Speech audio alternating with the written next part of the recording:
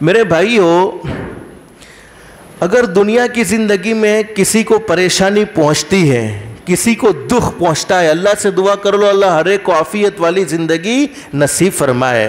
لیکن ہمارا کوئی پڑوسی بیمار ہو گیا، کوئی رشتہ دار بیمار ہو گیا، کوئی اور تکلیف پہنچ گئی تو ہم چوکنڈا ہو جاتے ہیں۔ اور کیسے چوکنڈا ہوتے ہیں کہ وہ فلانی بیماری اس کو لگی ہے، وہ بیماری مجھے نہ لگ جائے، وہ فلانی تکلیف اسے پہنچی ہے، وہ تکلیف مجھے نہ پہنچے۔ اور حدیث شریف میں ایک دعا سکھلائی، حضرت اقدس نبی کریم صلی اللہ علیہ وسلم نے فرمایا، جب کسی کو پریشان دیکھو کہ بیچارہ قرض میں ڈوب چکا ہے، اس کی دکان اچھی نہیں چلتی، اس کے کاروبار میں پریشانی ہے، اس کو حلال روزی کے معاملے میں پریشانی ہے، اس کو بیماریوں نے گھیر رکھا ہے، اسے پریشانیوں نے گھیر رکھا ہے، اور بولو راحت دینے والا کون؟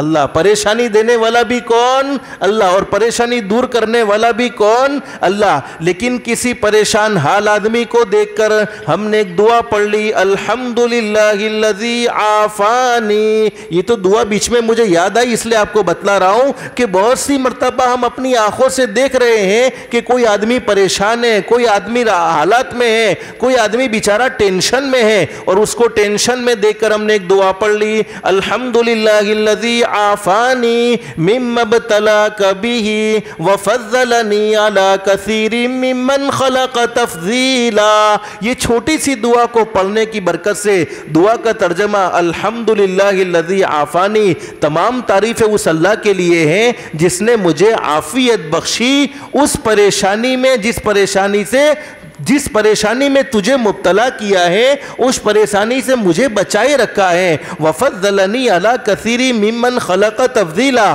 اور اپنی تمام مخلوق پر مجھے فضیلت بخشی ہے۔ یہ حدیث شریف میں فرمایا نبی کریم صلی اللہ علیہ وسلم نے، اگر میرے کسی امتی نے کسی کو پریشان دیکھ کر یہ دعا پڑھ لی تو موت تک اسے وہ پریشانی کا سامنا کرنا نہیں پڑے گا۔ لیکن حدیث شریف میں موجود ہے، اگر کسی کو پریشانی پہنچی، کسی کو دکھ پہنچا اور ہم خوش ہو رہے ہیں، سارو تھیو پیلا نے او تھئی گયો، بہت سارو تھیو، پیلو فلانا کیس میں فساوی گયો، بہت سارو تھیو، پیلو فلانی پرابلم میں پڑی گયો، بہت سارو تھیو۔ یعنی ہمارا کوئی مومن بھائی، ہمارا کوئی رشتہ دار، ہمارا کوئی پڑوسی پریشان ہے، اور ہم اس کو پریشان دیکھ کر بجائے اللہ سے اس کے لیے راحت مانگنے کے دل میں خوش ہو رہے ہیں۔ حدیث شریف میں فرمایا نبی کریم صلی اللہ علیہ وسلم نے، اللہ پاک وہ پریشانی اس کے سر پر سے ہٹا لیتے ہیں اور خوش ہونے والے بندے کو پریشان کر دیتے ہیں۔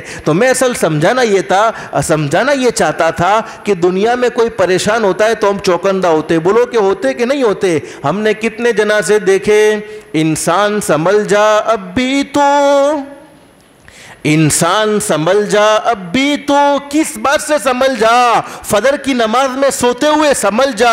2020 گزر چکا ہے، 2021 گزرنے کو ہے۔ ہم نے اپنی آنکھوں سے کئی جنازے دیکھے، کئیوں کو دنیا سے جاتے ہوئے دیکھا، اس کے باوجود مسلمانوں کے محلے کا حال یہ ہے کہ جب فجر کی نماز میں کسی مسلمان کے محلے سے گزر جائے تو یہ فیصلہ بڑا مشکل معلوم ہوتا ہے کہ ہم کسی مسلمان کے محلے سے گزرے ہیں یا کسی غیر کے محلے سے گزرے ہیں۔ یعنی آج تک اتنی پریشانیوں کا سامنا کرنے کے باوجود مسلمان کی آنکھیں نہیں کھلی کہ وہ اللہ کے سامنے جھک جاتا، مسلمان کو یہ احساس نہیں ہوا کہ وہ 5 وقت کی نماز پڑھنے والا بن جاتا۔ انسان سنبھل جا اب بھی تو، اللہ کی نافرمانی کرتے ہوئے سنبھل جا، کسی کو دھوکہ دیتے ہوئے سنبھل جا، کسی پر الزام لگاتے ہوئے سنبھل جا، کسی کی بری بات کرتے ہوئے سنبھل جا، آنکھوں سے غلط دیکھتے ہوئے سنبھل جا، کانوں سے غلط سنتے ہوئے سنبھل جا،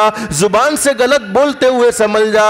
انسان سنبھل جا اب بھی تو، مٹی میں ایک دن جانا ہے، تیرے بڑے بھی چلے گئے اور تیرا بھی نمبر آنا ہے، ہر ایک کا نمبر آنے والا ہے۔